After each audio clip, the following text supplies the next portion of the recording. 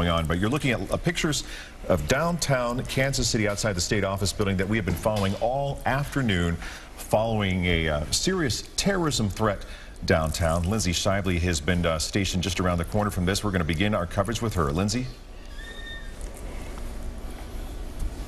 City for hours this afternoon watching this happen.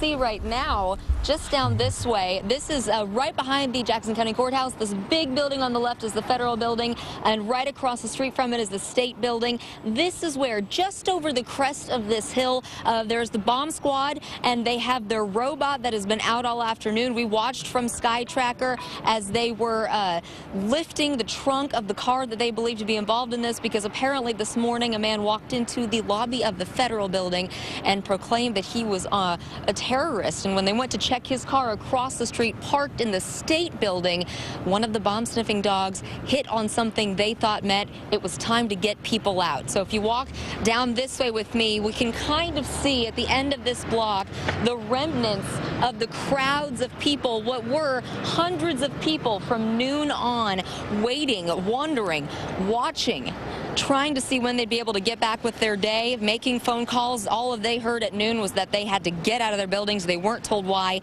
It didn't take long with modern technology and phone calls being made for them to figure out what was going on.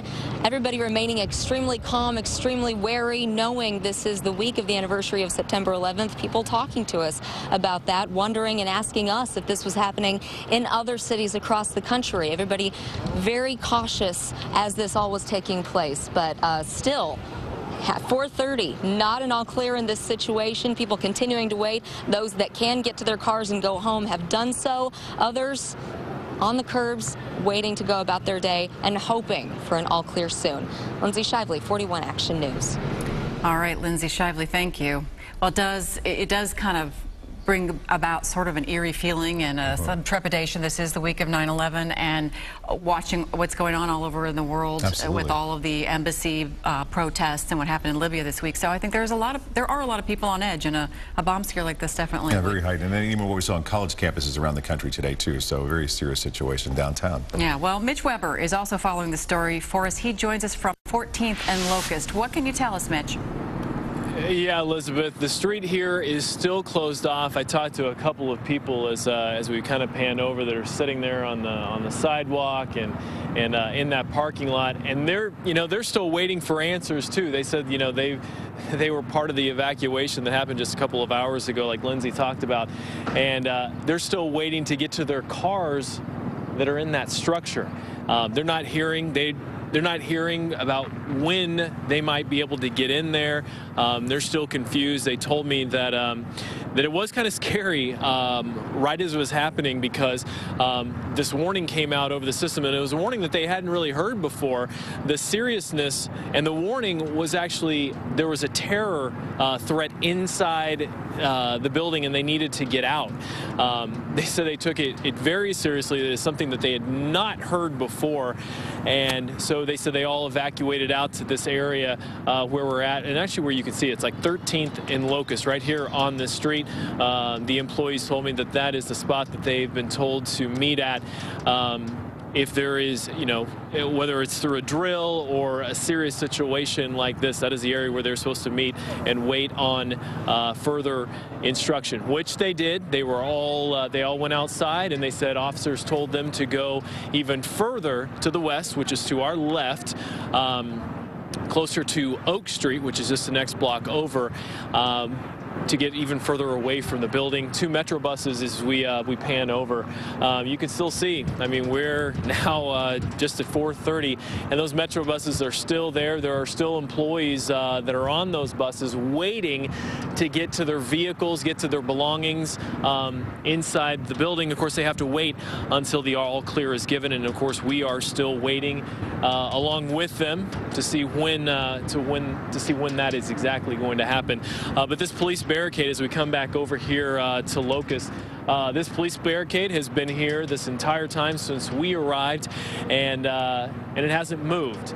But the one thing that has changed a little bit after the employees were told that they could go home is that some employees that are parked in this parking lot right here, directly to the left here, they were able to leave. But some in the further parking lot, they still can't leave because it's still too close to the building.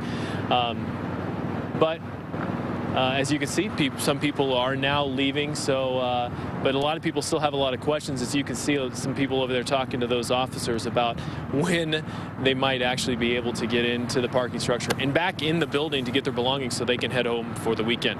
And of course, that is the very latest from here at 14th and Locust. Mitch Weber, 41 Action News. Hey, Mitch, are they getting any word? Are the police officers telling those people anything that can give them some sense of when they're going to be able to go get their cars at least? No, and Elizabeth, that is the most frustrating part, they tell me, is that the police officers aren't telling them any more information than what they're getting through social media sites and news websites such as ours. Well, have most of the people just gone ahead and found other ways to get home, or most people that you're talking to waiting so they can get their own personal car, or maybe someone can pick them up or something? You know, it's kind of a combination. I think Mark mentioned that some people, they left in such a hurry that their keys are inside the building. Some people, we've seen a couple, I think a few of my live shots, you've seen the cabs come through here to pick a few people up, but others are waiting so they can get their belongings inside, and they want to see how much longer before I think they find the next step on how they can get home tonight. All right, Mitch Weber on a very uncrowded street, uncharacteristic for a Friday almost at rush hour. Now, Lindsay Shively is nearby. She's got some more information, so we're going to go back to her right now for an update from her. Lindsay? Mark, we just wanted to come back and tell you we have just learned from FBI officials that apparently this man never walked in the building and proclaimed himself a terrorist. He simply walked in and said, "Am I on a terror watch list?" And that's when law enforcement decided to go out to his car, which was parked not in the federal building, but across the street in the state building. And one of the bomb-sniffing dogs did pick up on something. So they say simply because of due diligence, they decided to go through all of these motions and make sure. And they expected to be taking at least another hour. That man is detained by police, but he, so far is not considered a suspect or any means. They are just going through and making sure everything is safe. They also say they will not confirm whether or not that man was on a terror watch list because they say they never do as policy during their federal investigation. So this breaking news certainly looking to change the tone of the day. Apparently this man never claiming that he was a terrorist, simply asking if he was on a watch list, and that is what led to these events. Mark? Wow. All right. Very, very different information than what we've heard all afternoon. Lindsay, once again, just to make sure we are clear, the guy just walks in and asks, "Am I on a terror watch list?" And that was the red flag that galvanized everybody to go out and check his car and take him into custody? That's what we're understanding. What was misinterpreted as him saying, "I am a terrorist," was really him walking in and saying, "Am I on a terror watch list?" Wow. Very strange. Very different. All right, Lindsay, thanks for that very, very important clarification. That's what we